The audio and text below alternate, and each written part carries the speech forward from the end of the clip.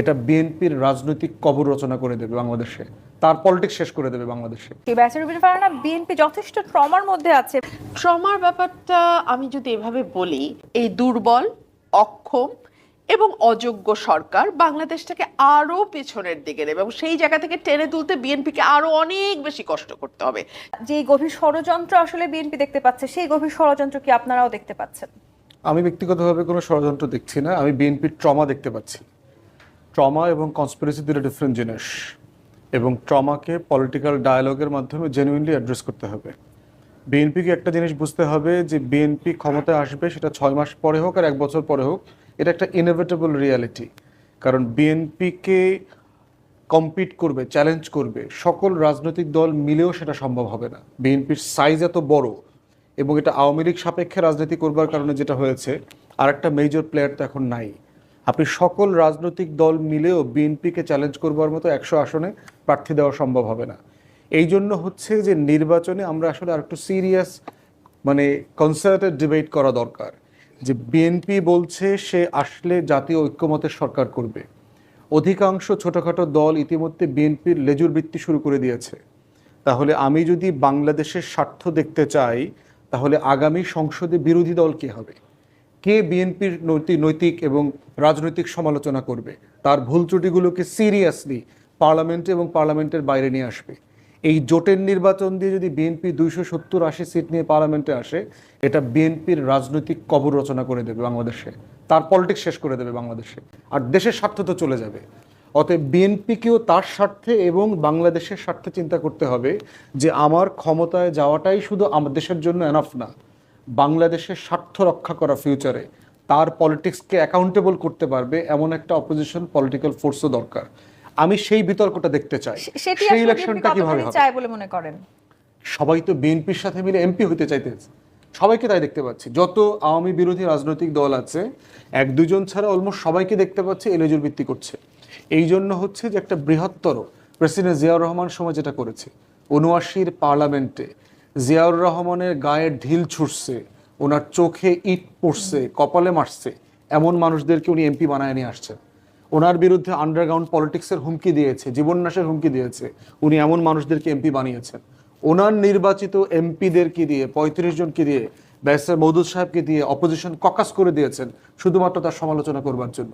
ভারতের কংগ্রেসে এটা হয়েছে 1947-এ, কংগ্রেসে আলাদা করে দিয়েছে শুধুমাত্র অপোজিশন পলিটিক্স তৈরি করবার জন্য। আদারওয়াইজ রাষ্ট্র থাকবে না, সেটা আমরা এক্সপেক্ট করি। বিএনপি যখন সংস্কারের রাজনীতি করছে, আমরা ওই বাংলাদেশটাকে দেখতে চাই যে বিএনপি এইরকম ভিশনটা আউটলুক করুক। নিশ্চয়ই বিএনপি যথেষ্ট ট্রমার মধ্যে আছে, এবং এই কারণে আপনারা এত ষড়যন্ত্র খুঁজে বের করছেন, এবং নির্বাচন নিয়ে আপনাদের এত ভয় কিনা?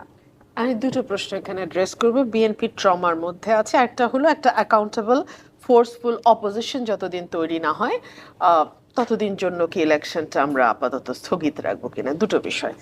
ট্রমার ব্যাপারটা আমি যদি এভাবে বলি যে বাংলাদেশে গত 9 মাসে আইন শৃঙ্খলা পরিস্থিতি বলেন, কূটনৈতিক দিক থেকে বলেন, আপনি অর্থনীতির দিক থেকে বলেন, কোনো দিক থেকে কোনো সিগনিফিক্যান্ট পজিটিভ চেঞ্জ কি আপনার চোখে পড়েছে?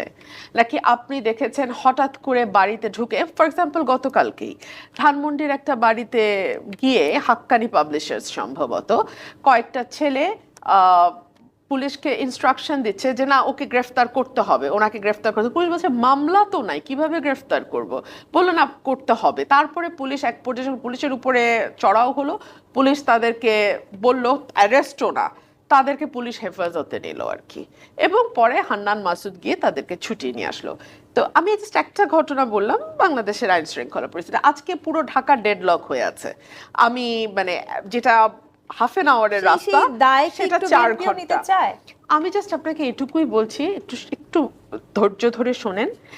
এই যে বাংলাদেশটাকে এই জায়গায় নিয়ে গেল না 9 মাসে, এর পরে যে ক্ষমতায় আসবে তাকে কিন্তু এই জায়গাটা থেকেই আবার রিকভার করা স্টার্ট করতে হবে। সো যত সময় যাবে এই দুর্বল, অক্ষম এবং অযোগ্য সরকার বাংলাদেশটাকে আরো পেছনের দিকে নেবে এবং সেই জায়গা থেকে টেনে তুলতে বিএনপিকে আরো অনেক বেশি কষ্ট করতে হবে।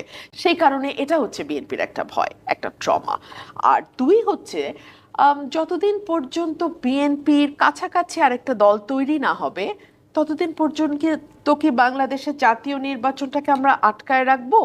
মানে অর্থাৎ এনসিপির 20 জন সমর্থক বা কর্মী লাইনে দাঁড়ানো থেকে যতদিন পর্যন্ত সেটা 20,000-এ না যাবে ততদিন পর্যন্ত কি আমরা ওয়েট করব? নির্বাচন থাকবে আটকে ততদিন পর্যন্ত তাহলে অপেক্ষা করবে? না না, এটা আমার পয়েন্ট। আমার লার্নার ফ্রেন্ড উত্তর দেখ। সমস্যা হচ্ছে যে আমি এইটা বলি না ইলেকশন পোস্টপোন করা, আমরা বলছি যে নতুন একটা ক্রেডিবল ইলেকশনের কনটেক্সট নিয়ে সিরিয়াস আলোচনা হওয়া দরকার। বিএনপি ক্ষমতায় আসতেছে, ইটস এ ফ্যাক্ট। বিএনপি কি বলেছে তারা আলোচনা চায় না?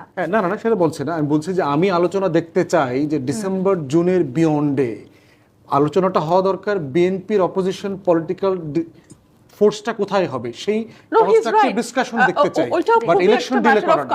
ওটা মানে ইলেকশন ডিলে না, ওটা আমার কনসার্ন আর কি। ঠিক, প্রেসিডেন্ট পারনা। না, অফকোর্স আই ডু এগ্রি। কারণ একটা শক্তিশালী বিরোধী দল না থাকলে আপনি 270-280 জন ফেরেশতা বসিয়েও একটা জবাবদিহিমূলক সরকার প্রতিষ্ঠা করতে